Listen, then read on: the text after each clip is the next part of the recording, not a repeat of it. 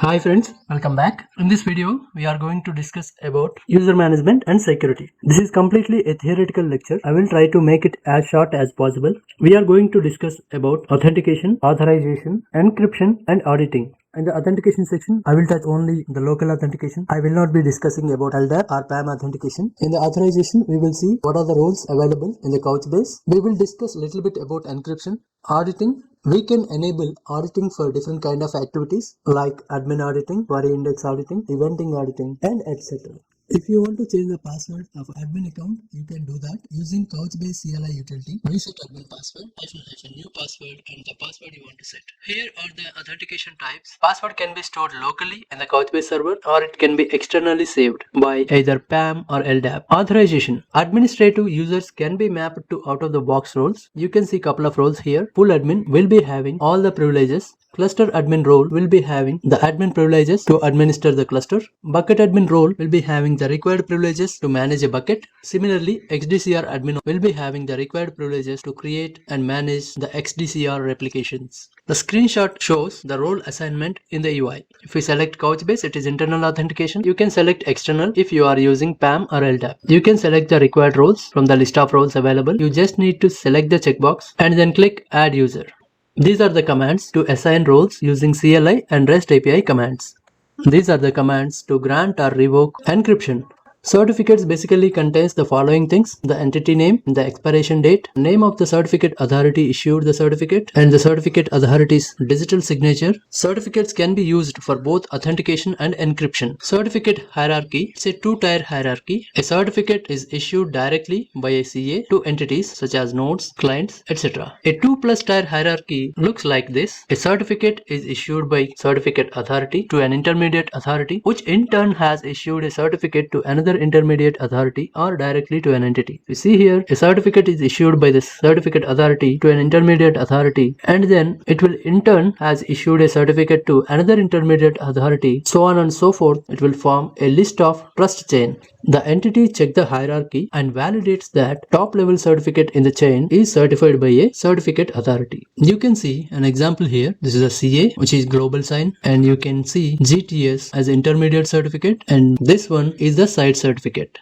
Couchbase cluster certificate or root certificate. It is generated automatically when the cluster is first created as a self-signed certificate. It will be visible in the UI under Security Root Certificate tab. It can be replaced by CLI or REST API. The root certificate is usually stored in a ca.pem file and the private key in ca.key file. The initial root private key is not made available.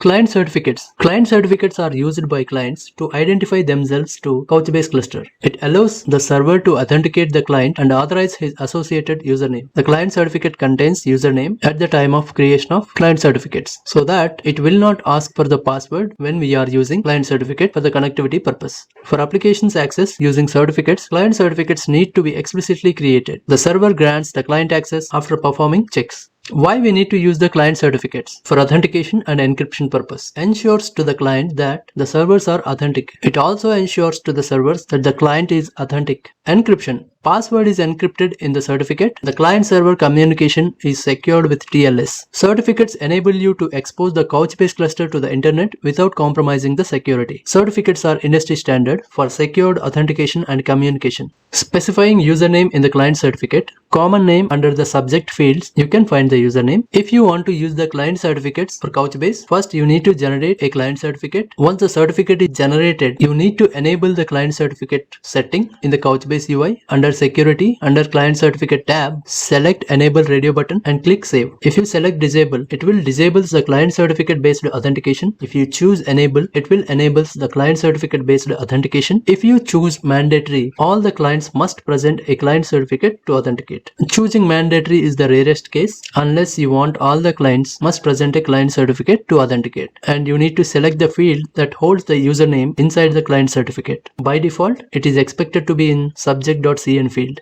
Node-to-node encryption. The default is control, which encrypt only control messages between the nodes. If you choose all, it encrypts control message and data transfer between the nodes. Although it is not too significant, it still have some impact on CPU consumption. Node-to-node encryption is disabled by default. To enable it, use the below CLI commands. To get the current node-to-node encryption status, this is a command. To enable the node-to-node encryption, this is a command. To change the node-to-node encryption level, this is a command. Node-to-node encryption uses the cluster root certificate for encrypting the messages between the nodes. Node-to-node encryption should be disabled when replacing or rotating the root certificate. You can see the node-to-node encryption whether it is enabled or disabled from the UI. Field level encryption. The encryption and decryption must happen entirely on the client side. The server is completely passive. How it works. Application is configured to use a key store provider for managing the encryption keys. For the set operation, app uses key from the store to encrypt before sending to server. And the server is passive in this iteration. It knows nothing about encryption. And for the get operation, app uses key from the store again to decrypt encrypted fields or documents via client. Here is the example for the field level encryption. If you see the message, this is a sensitive message. It is encrypted as this ciphertext. Auditing. Over 25 plus different detailed admin audit events. We can also enable auditing for tools including backup. We can configure time-based log rotation and audit filtering. Easy integration with the systems using Flume, Logstash and syslogd. This screenshot showing enable auditing from GUI. Under security, audit tab, toggle this button, audit events and write them to a log. This is a sample output auditing a successful login. You can see the timestamp when it happened and the name of the event and who logged in and what is the IP address. Thanks for your time. See you in the next lecture.